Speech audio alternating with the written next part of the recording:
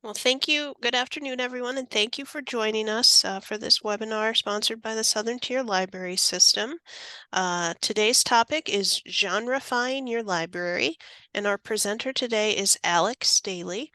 Alec is currently the branch manager of the Ocean City branch of Worcester County Library. Alec graduated with his MLS from Clarion University of Pennsylvania in 2019 and has almost a decade of experience in the library world, ranging from archives to public librarianship. He has a passion for organization and making libraries accessible and fun for everyone. So I think we're really going to enjoy this presentation. I saw it as part of the Association for Rural and Small Libraries Conference, and he did a great job. And he's also going to be presenting this at the Public Library Association Conference coming up in April. So we're really lucky to have Alec with us today, and I will turn the presentation over to you, Alec. Yeah, thank you for inviting me here. Okay, I'm going to share my screen real quickly.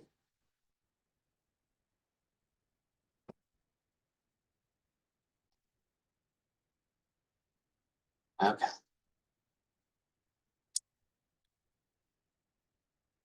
perfect. And it looks good. Just a big screen. Cool. Well, thank you, everyone. So my topic, yeah, is gentrifying your public library. This is something that I kind of just started to do because in Ocean City, where we're at, um, we have a large surge of patrons in the summer, and I am almost absolutely dead in the winter times. So I've just been playing around with things to do, honestly, and ways to try to become more accessible and improve our browsability. So I'll just start with a quick introduction. But yeah, I'm currently the branch manager of the Ocean City branch of Worcester County Library. This is the branch. It looks very nice from the outside, but I am going to have a showing of what it looks inside. And I'm sure as many of you can relate, the internal flow and layout is not really great for patron satisfaction and usage. So yeah, so our agenda, I kind of like to break it down in agendas just to keep us flowing and to keep me on pace also. So I really have four topics. One is to kind of learn what gentrification is. Um, and then reasons why I'm going to try to convince you why it's great. Layout and space, I think this is probably one of the most useful reasons to change your or to engage in gentrification. And it's going to be a great study on how the Ocean City Library is laid out. I have my floor plan that you're going to get to experience firsthand. And there's going to be lots of arrows, so I apologize. It's going to be confusing probably, but that's the point. It was confusing for patrons. So, and then we're going to get into the actual meat of how to genrefy your library. You know, processes that we went through here at Ocean City, what worked well, what did not work well, ways you can maybe change it or adapt it. And then the last one is patron feedback. I think that's the most important thing to do. If obviously this isn't something that patrons want, then we probably shouldn't do it, but it has been successful here. So I'll share some of the things that we learned from patrons moving forward. And if at any point there is any questions, please put it in the chat or anything. I'm more than happy to take a second to answer that. Okay, so what is gentrification? This is the definition I found to be the most useful to me, and it's from the North Dakota State Library. So gentrification is the process of organizing, classifying, and categorizing items into genres. This classification system can be easier for patrons that like to browse, and many bookstores use it for this reason. So right off the bat, here's also a picture of my science fiction and fantasy section. So just splitting that out is already a form of gentrification. And many libraries already kind of have a science fiction and fantasy section and maybe a mystery section. So your library might already be engaging in this in a little bit. But it can even go outside of just fiction. And I touch on that briefly because I did also try to do this for my nonfiction section, which needed a really intense refresh, honestly, because I just felt like it was stale. newer people coming into the library don't seem to know how to engage with it in the same way. So we were just trying new systems.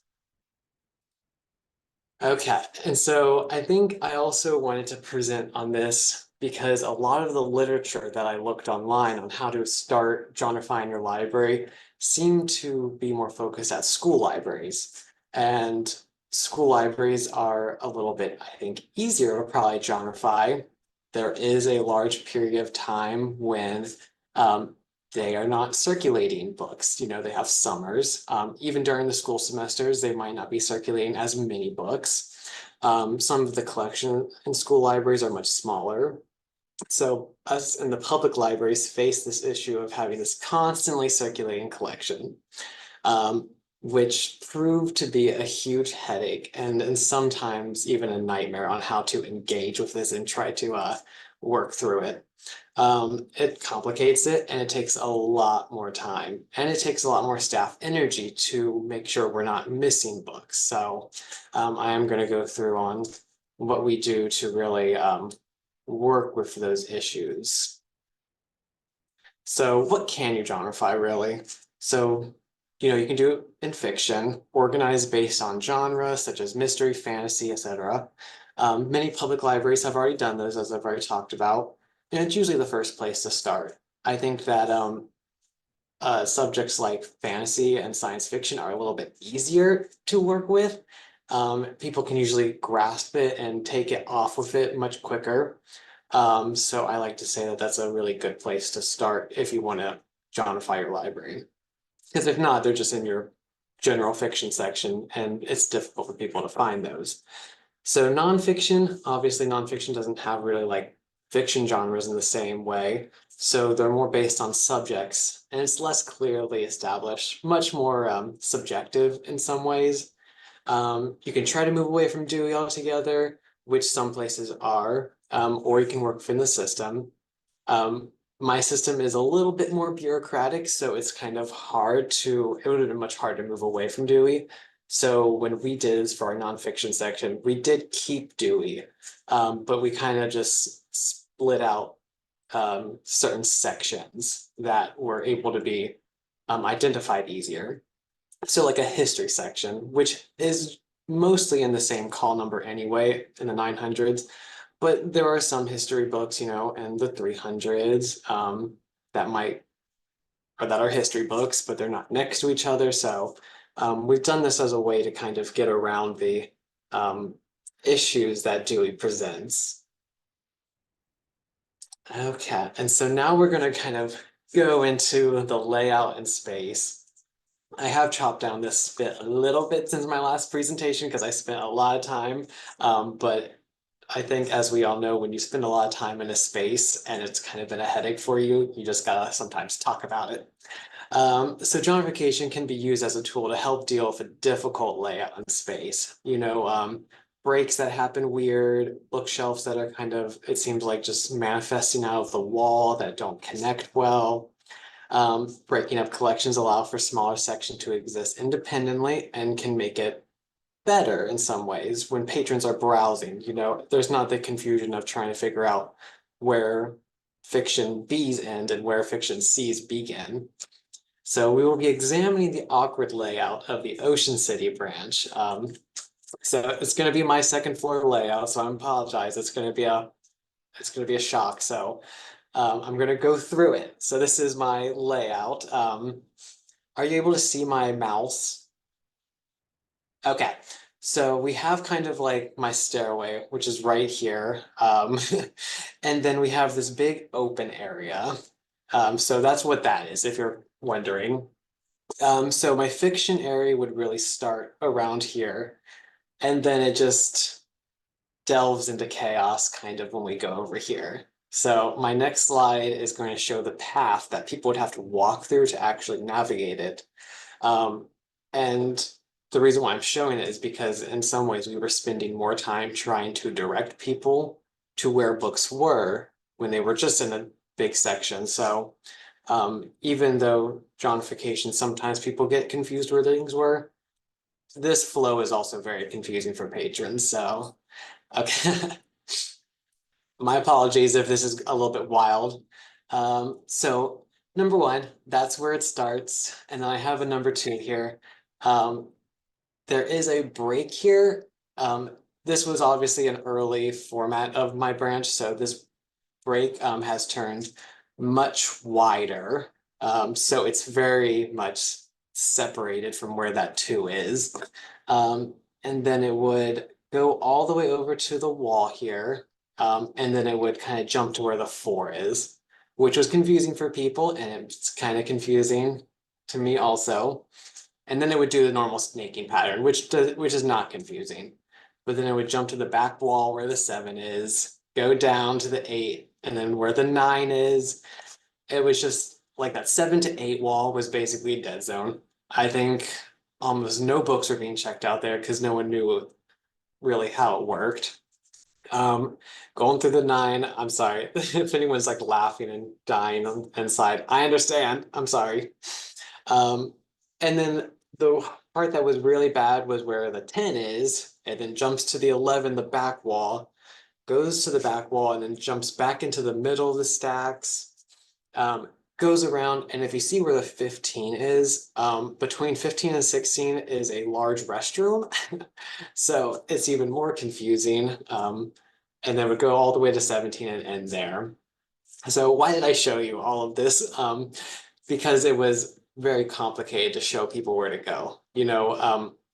Our Pattersons at one point were kind of like split between where that 10 and 11 was. So half the Pattersons were where like 10 was and half where the 11 were. And we couldn't really shift them easily. So it was just kind of, like worst nightmare situation. Books being split between the 15 and the 16. No one would check out where those 16 books were. Um, and then just people were getting lost.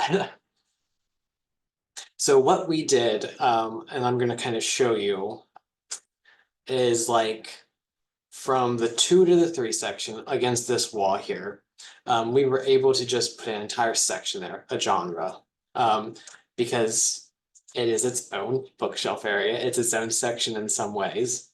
And this is what we put there. We made a historical fiction genre section, and that lives there now.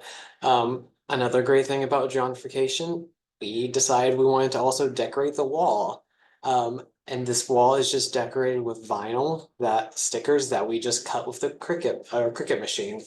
The vinyl stickers were like $20 a roll, and I was able to do almost like 3 walls with just a roll. So that is a fun way to also kind of engage with your space. My bookshelves are also kind of smaller compared to most average size bookshelves. So, and the library is kind of industrial themed, so the ceilings are very high also. So it felt necessary to kind of put something there. But this is also a great way if you're looking to engage maybe more creative staff members into projects. I think my poor creative staff member, I think they sunk like 4 months just doing this one project, but they were happy, I'm pretty sure. And it looks good and they get so many compliments. So especially younger professionals who are in the field maybe don't want to stay in the field forever. Like it's great. Resume building experience that I think we should always try to provide also. So this is an opportunity there. And then I want to show another section, which is my first stacks kind of when you enter this area here, just so you can kind of see like what it looks like now and this form. So we turn this into our romance section, which is kind of really our way to really engage with more of the younger crowd, because they love contemporary romance. So I've been purchasing a bunch of contemporary romance. We've started a romance book club, and there's a whole section for it now. So it's great that people can just run right to it. And there's surprisingly a lot of patrons who hate romance. So it's a great way for them to just walk right past it. And then you can see behind that there is a general fiction section. I think sometimes when people think that there is that you're genrefying your library, that you can't have a general fiction section, which I do not think is true. It's a great area to put books that you're not sure where they should go. Um, or they're just like literary fiction without having like a literary fiction section, you know? So that does exist in this also. And I was going to quickly show you my nonfiction section, because this one I think is one that I have seen the most significant improvement in our circulation stats since we have done. And I'm sure all of you know, and some of you are probably also like really upset that I've genrefied my nonfiction section, but it's something that I tried to do. I have there are 5 branches in my system, and I think one of the branch managers in my system was going to pass out when I told her what I've done to my nonfiction section. So I just have to give a warning. But this area is also horrible for browsing. I mean, can you even imagine the flow of this area? All these bookcases, and these are the bookcases like right here. So like a case, a case, a case. Yeah. How is someone going to navigate going between this whole area? There's no possible way for it. So I've kind of shifted around how my bookcases are. Here's a section that I'll into later. I have like a DIY section, a history section, and you can see them right there. And that's just books in that section. On the actual shelves, there are also labels that you might not be able to see too well, but they say like World War I for history, World War II, to kind of still give context, because if not, it's still Dewey, which is a bunch of numbers that don't really mean things to people. So we're still trying to provide as much context as possible, um, and put them into small areas. Um, and this has been a huge success for the most part. People like to be able to figure out where they're at.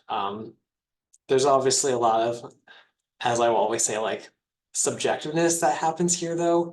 So I have like a DIY section and I put cookbooks in there, but honestly, cookbooks maybe could have been their own section, but that's just the great thing about gentrification is that it's really up to kind of what your patrons want and what they do. Um, Being in Ocean City, I do have people who have cookbooks, but we don't have as many people who are kind of cooking in hotels and condos around here because we have a lot of more restaurants. So um, we don't see that as often, but we do see a lot of like the healthy cookbooks. Okay, so now we're going to move into the actual like meat of this. And this is where maybe people will actually start to have questions and want to know more answers. So what you will need, I kind of broke down, and I tried to also give a little bit of transparency on cost about this stuff, because that's always a factor, especially for smaller branches or systems. So we have genre stickers, and those can be costly at the start, I will be honest. I used our genre stickers for our fiction section, and we bought them from Demco. Demco has good genres. They don't have all the genres. So I did kind of have to work in with what they had and had to play off of some of their wording. It does allow flexibility with moving books. So, if I put a book in a thriller section, but really I want to put it in historical fiction, I don't know why, but if I did, I could just pop another sticker over top of it, you know? Um, it's very easy for like any staff to do. It also provides color, which I think is always fun, a fun factor to the library. And it looks nice when you just see a whole shelf of just like all the same things. It looks wonderful. Um, so when I first did our fiction section, which has about, I would say 8,000 books in it. Obviously, I did have a large general fiction section, so it doesn't include that. But it was probably close to maybe $500 getting all the stickers and all the labels at the start. So just so you know kind of what I was looking at there. My director did have a little bit of a heart attack, but she was supportive for the most part. So another option, and this is a much cheaper option. This is what I did for my nonfiction section. This was also just because there were no stickers that said like DIY on them and things. Uh, Color tape or color stickers. Their Demco does sell like packs of thousands of stickers with just like blue dots on them, red dots, yellow dots, all that good stuff. Um, I use a type of like painter's tape for ours, and we just kind of cut it off, and then I put a little label protector over top of it. I thought that looked nice. I probably would have done the stickers maybe in hindsight because I think that it would have been easier to maintain in the long run. But really, whatever you're looking for, the tape does add more color to the nonfiction, which is an area where I feel like can turn into a mess of beige books, really. And they're still easy to change. Just rip that masking tape right off and put it into a different section. Um, so there's lots of flexibility there. And then one that probably looks most professional, and maybe you'll see in like larger library systems will be the actual like spine labels. So this would be where instead of, so for my fiction, I would have like F and then PAT for Patterson, and then I would put a thriller sticker over it. The spine label would maybe instead of saying like F fiction, it would just say like thriller, and then PAT for Patterson. So similar to like the biographies here, I have a picture of, it's just a B for biography. So this takes obviously more time because you would have to do all of those all over again. Um, could run into system issues. I'm not sure how everyone's system runs. We do have a more centralized tech office that kind of deals with this. So I would have to probably send every book to them to manage, which wasn't really something I wanted to do, and it wasn't something they wanted to do. Um, you know, for a long run maintaining it, you might have to have like vendors work into it. And then there might be ways that you'd have to, when purchasing the books, actually set it up this way. So it could be a little bit more complicated. It doesn't add color either, but it would look more, probably fancy and professional. But I wasn't going for that option. I was going for fun and color. So these are kind of like the three main options that I think would be the best to go with. Whichever one you want to do, a mixture is probably fine. I just think as long as it makes sense to really like staff to be able to direct patrons to. And then if they're not labeled, like my DIY books are, um, on the shelf at least, like have just lots of labels and stuff there just to show where they're actually at. So kind of like the prep work for getting into this. So you're going to want to work with all your staff. They are going to be the people in the front, fielding all the questions, people coming in, asking how things are laid out, how they're set up. So they really need to be as included in the process as possible. Um, just out of kindness, politeness, I think that, and it also it's a great way to get staff engaged with the library. Maybe some who are newer to the field, some who have maybe kind of grown a little bit bored of the field. I've had that happen. This allows them kind of get re-engaged with books in our collection in a new way. So in my branch, I do have three managers. I do not need three managers this time of the year, but I do during the summer. So I got a lot of free time for them.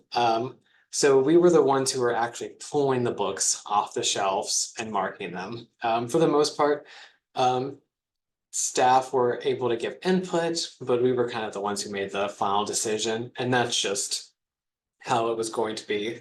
Um, when books are returned, see, this is where it comes in with the circulating books process. So we're going to be going through shelves, but books are going to be returned. Um, and as long as you know where you're at when taking books off the shelf to kind of mark them, um, anything coming in is going to be what you need to focus on. Um, it will take a lot of time and you will definitely miss things, and it's just going to be a reality. Um, honestly, we've done this for like 2 years now, and I'm still finding books that have managed to get past us that are kind of just still living in my general fiction section that should be somewhere else. But it is what it is. We just try our hardest. So the staff who take the books in, who are checking books in at the desk, they were making sure to put them in the back, somewhere to place them for managers to quickly look at.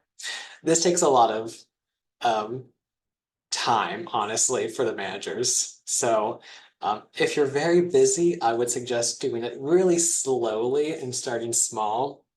But yeah, so I'm trying to make sure that we're going through the books that are being returned, getting them back on the shelf, and going through all that process. It was not a dull day for about 6 months here. Um, and we allowed staff to still question it. Some people asked, like Nora Roberts has a fantasy series. If we wanted to keep her with those series with her in the general fiction section, or if we wanted to split them out into science fiction and fantasy. There was a conversation about that. Um, for that, we just kept them together in the general fiction section. I always try to look for who's the audience that's trying to read this, and it's probably Nora Roberts fans, not um, you know, Lord of the Rings fans. They're kind of looking for Nora Roberts, so that's something to be aware of. So, and before you get started, another thing to also think about is what sections and genres you're looking for. And then, you can go as far as you want or as little as you want. I think it all depends on your population. You can always just start small with a couple sections and genres right now and add more later on. Um, you can usually get an idea of probably how many books there are in a section just from being in your collection. So if there's a really small wall you're looking to fill, probably don't think you're going to fit your mysteries there.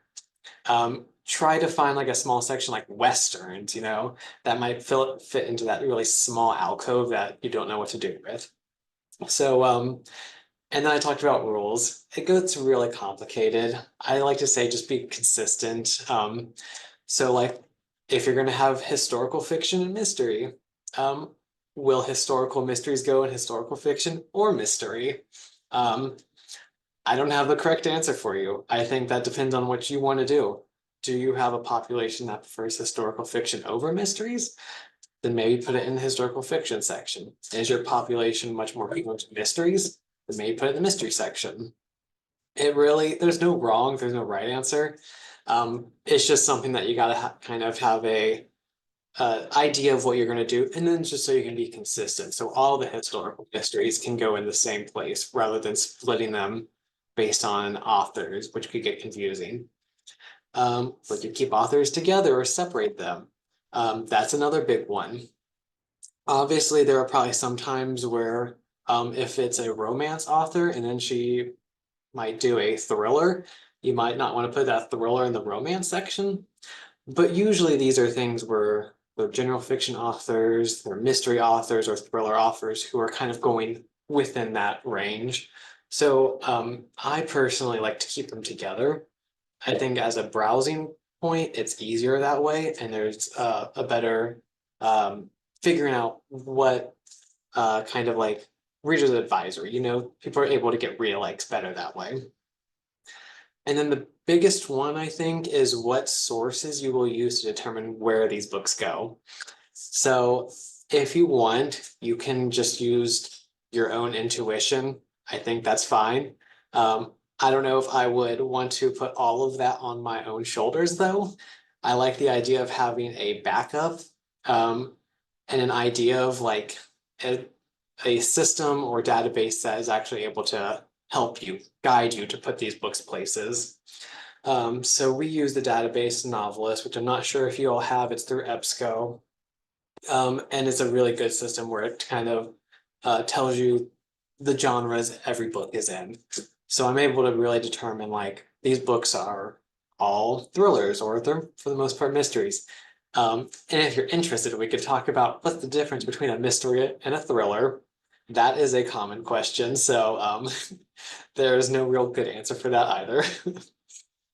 Um, but there are systems like Goodreads. I maybe would avoid Goodreads because it's more user data input. And honestly, you're just going to get 17 genres for one book because everyone's going to perceive it in a way.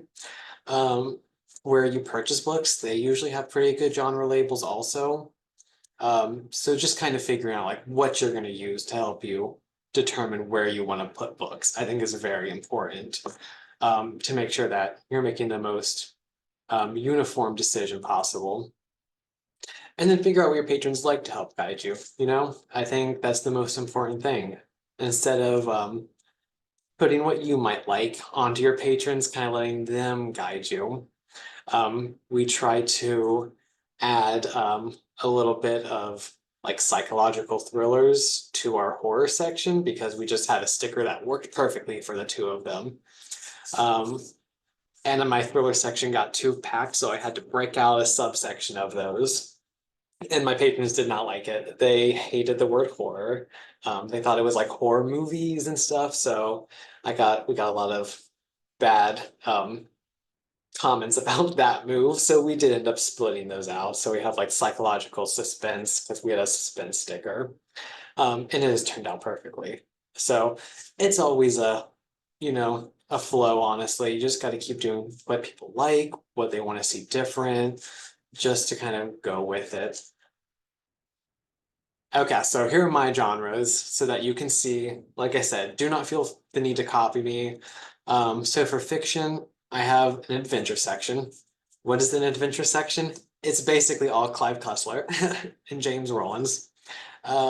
So it's kind of like, um, I like to say it's kind of like my dude section, you know? Obviously, women read it, but it's kind of for like the men who walk in and they're with their wives who maybe don't like to read. We can kind of guide them there to get them a couple Clive Cussler books. So that was the goal for that. We do have our general fiction section, which is our biggest section. That is my place where I also put all the books that I don't know what to do with. There was a time I had these uh they were like romantic suspense books, Sandra Brown, all of those. And I was not sure what to do with a romantic suspense because oh, and like Heather Graham, where these books they have like a romance element, but it's also like the main character is actively trying to be murdered, and it's like not really romantic, it feels like, but they fall in love. So we end up putting it for like our psychological suspenses, but it lived in general fiction for a hot second. Why I tried to figure out what to do with this. Historical fiction. This was a section I actually did not think I was going to put in. It just worked out that I had more space that I wasn't sure what to do with, as might happen with you. And the historical fiction has been like one of the most popular sections that we've had, honestly. Our patrons love it. And they keep going back. The amount of patrons I've heard who said that they're trying to make it through the whole historical fiction section is just, it's great. I have a horror section, which, like I said, used to be connected with my psychological suspense section. Had to split those, and it's been fine. My horror section has kind of suffered since then, but it's just how it is. It's not as popular, so it's also a good way for us to see that our patrons don't like horror in the same way, so we shouldn't invest as much funds into it. Mystery is a huge section as well. You could probably combine mystery and thrillers. In some ways, I might recommend it because it is probably my biggest headache having them split. But the problem is there's some people who just think they want to read a thriller and they want to read a mystery, and they're not the same. So we kind of went off of that idea that we had so many people come in and who only wanted a thriller. So we said, well, maybe let's create a thriller section. Psychological suspense, that's a great section. Psychological thrillers are another way. These could have been connected and combined with thrillers, but I did not have enough space, so I had to split them out. It's all about space, right? That's why I had a whole thing where you got to see my whole layout because you saw what I struggled with. I have a romance section. It was one of the first things we did. So we kind of split out science fiction, fantasy, and romance first. And then the questions started coming in. Where's your mystery section? Where's your, blank section? So that's kind of what forced us, maybe not forced us, because I forced everyone else to do this process. Thrillers. We have noticed that thrillers have honestly been probably our hottest section. And so I'm actually planning on eating into my mystery section to expand my thrillers in the future. But it's just as a time thing because I don't want to weed my mysteries yet. I want them to weed more naturally, which they are naturally being weeded. And then I have a Western section. Because who doesn't have a Western section, right? You just have to if you're going to do this. Fiction, like I said, Add, subtract. I've seen more sections in fiction. I've seen like a literary fiction section. I've seen a classic section. Um, whatever you want to do, whatever kind of appeals to your patrons and the kind of idea of what your library is, I think is perfectly fine. I'm not here to tell you to do this or not. Um, but people like to browse. The people who do like to browse like this a lot. Nonfiction. This one has been one that I had 12 colors and I said we can do 12 subjects, 12 or less. So we did go over at one point, so we had to kind of trim it back a little bit. So I have like an arts and entertainment section, which is kind of like my general fiction section. It's like where everything I'm not sure goes into arts and entertainment. Culture and identity, we want to try to promote like diverse viewpoints and all this stuff. Things on like LGBT stuff and pride, Black culture rather than Black history. We put in culture and identity. Um, and we landed on culture and identity because we were trying to figure out like what terminology to use that depending on what environment you're in, you're not going to get instant backlash for it, but is also inclusive. So, and then we have a DIY section, do it yourself. This could be changed to whatever you want. It's like our gardening stuff. We have all of our art stuff in here, cookbooks, kind of like, the area where you just go to like make things and do things type of thing. Health and wellness, also very popular. A lot of like the mental health books are going there as long as they're not like spirituality focused. Um, we have things on exercise. I did make the decision to move some of our like diet cookbooks into this section. So that might be controversial because they're split now. But like our veganism, keto, all of those cookbooks kind of like live in that section. Diabetes cookbooks. We felt like it just made sense to kind of put it there. History in the news is our place to put our political books. All of the presidential books for the most part that aren't like Civil War presidents, we put in the news. We put like things that don't really have like more of a scientific side to the story kind of put in there. So we have things on like climate change, but it's more like argumentative rather than informative. So it goes in the news, and other things like that.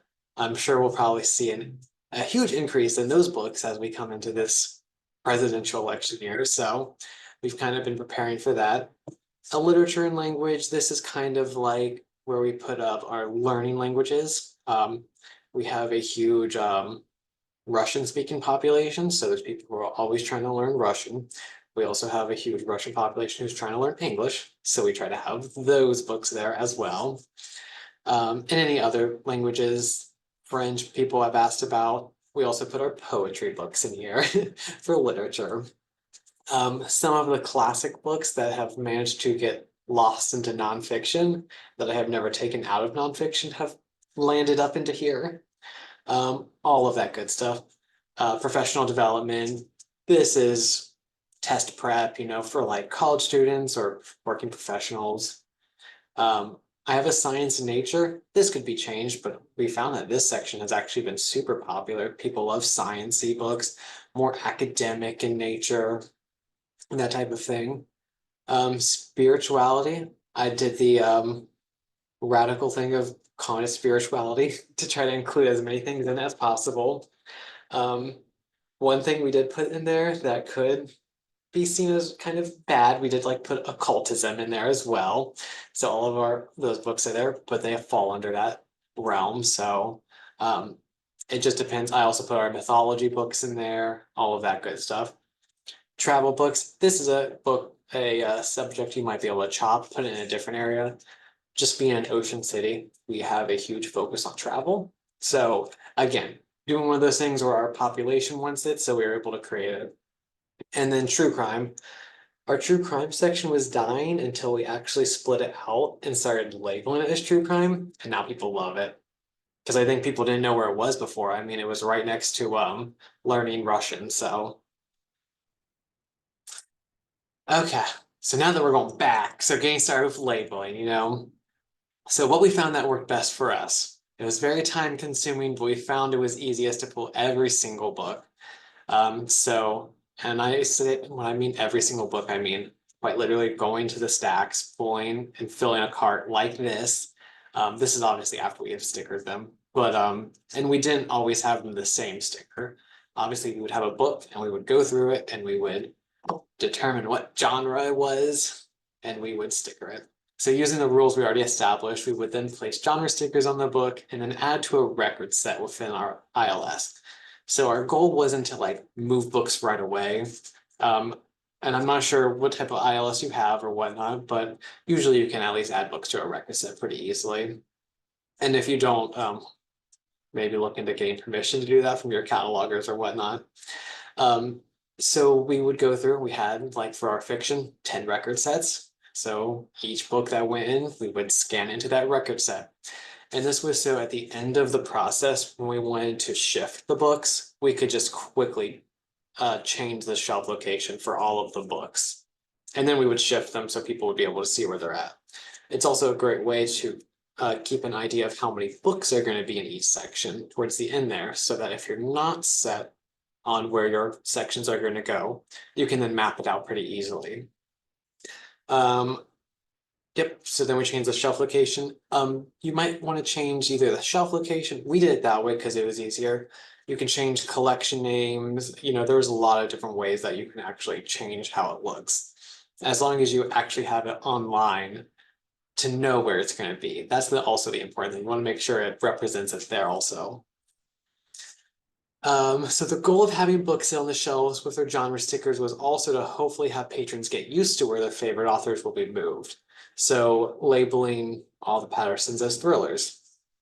Once they moved them, hopefully that they knew that they weren't thrillers. Most people did not notice the labels at first, so it kind of that was a moot point. I found it didn't really do anything.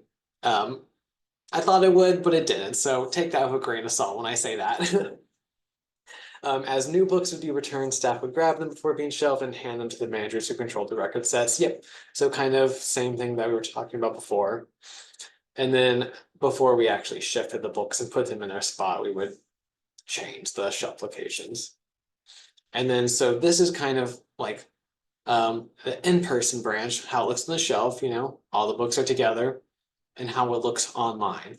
So we have our call number, fiction, SUL, the shelf location, it would say science fiction fantasy. So now you can see that it's in the science fiction fantasy section.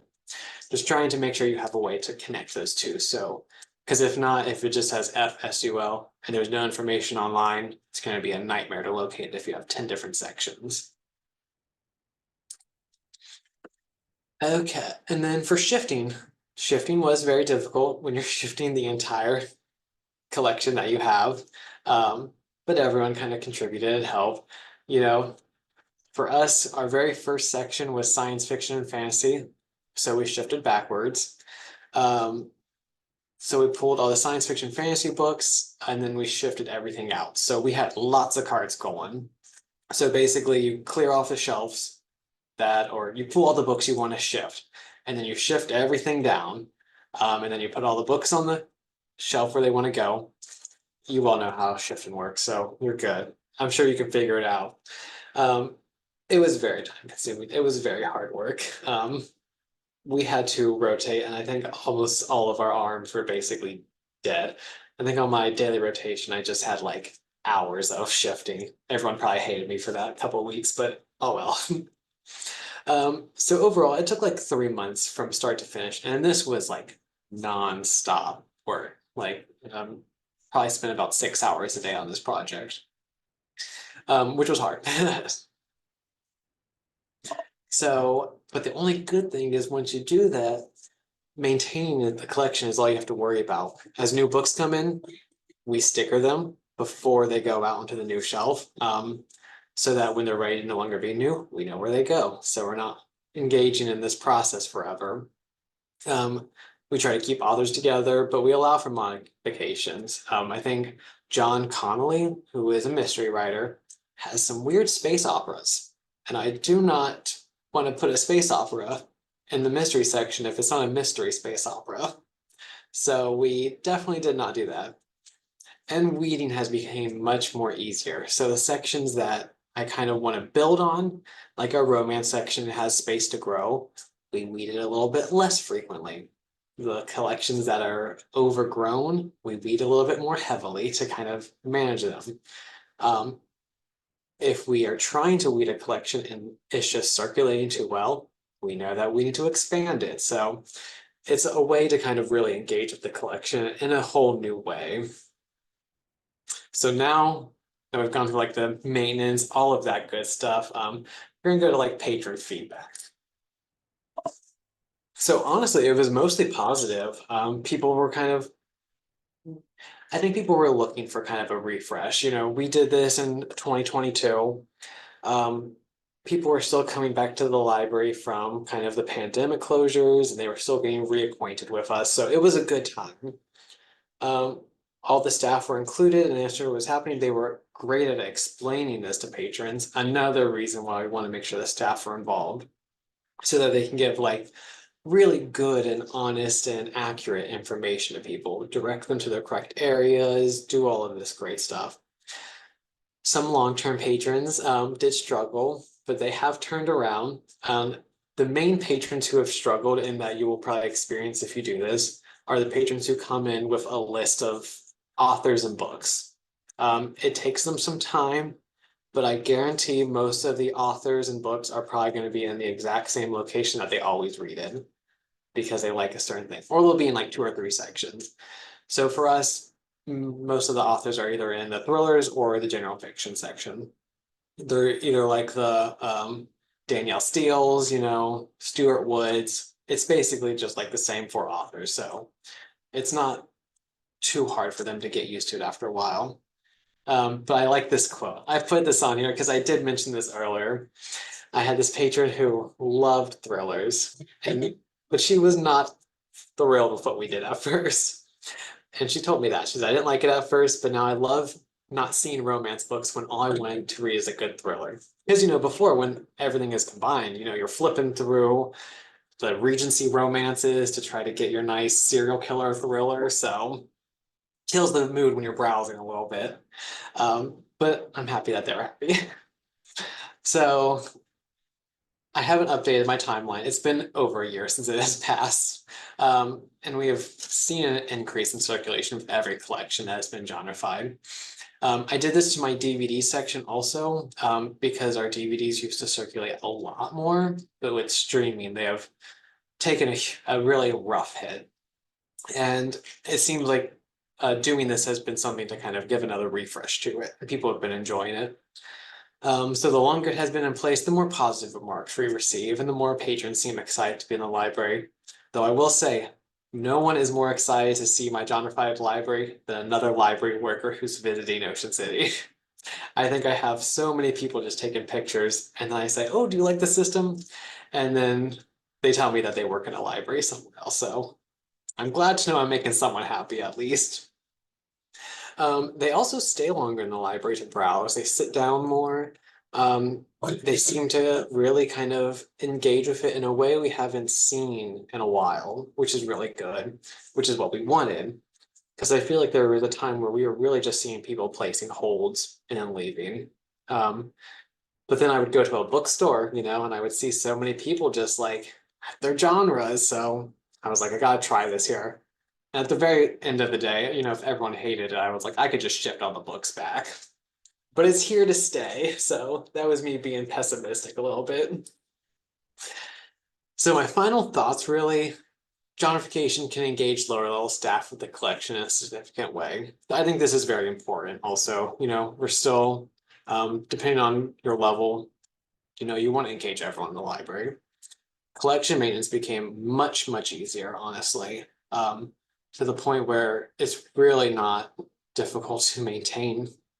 Collection development has also become easier, especially if you're trying to have a more diverse collection. Um, Obviously, we want to have a more diverse collection, but now you're not going to fall into the trap of maybe only buying diverse romance books. Now you know, like, I need to buy diverse books in historical fiction. I need to buy diverse books in science fiction and fantasy. I need to buy diverse books in psychological suspense. So you can kind of take a more conscious effort to actually build up those collections that represent everyone when they come in. Genrefying your library takes a lot of time and dedication, but it can freshen up your collection very easily. Um, adding that color, shelf labels, locations, decorating the walls afterwards, like going as much or as little as you want. Um, but it does usually take a long period. And like I said, this could be done in 3 months, like we did crazily. And this was only for fiction. It did take another 3 months to do nonfiction. So I don't want you to think I did everything in 3 months. No, it was about 3 months per section I did. Um, but yes, so it kind of, but it's really customizable to your experience, how much is going on for you right now. So and that's all I have. Are there any questions for me? And feel free to ever reach out if you have questions later on, want more real experiences, or if I maybe missed something and you're wondering about it.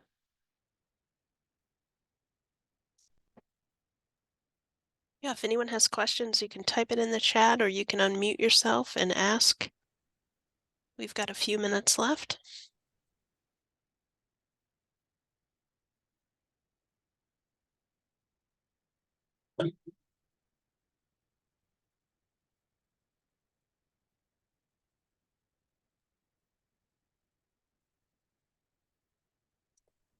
We have a question here on how did you handle large print, Alec? Yeah, this is a good question, actually. I did not genreify my large print. I have done nothing with my large print. This was kind of my cop out for if patrons were actually very upset with my section, that they still at least had large print. Because most of the patrons who weren't as fond of it enjoyed large print. I had thought about doing at least maybe one or two sections in large print, maybe just like mystery. I wasn't planning on doing the whole thing, trying to really engage with it, but I have not done large print.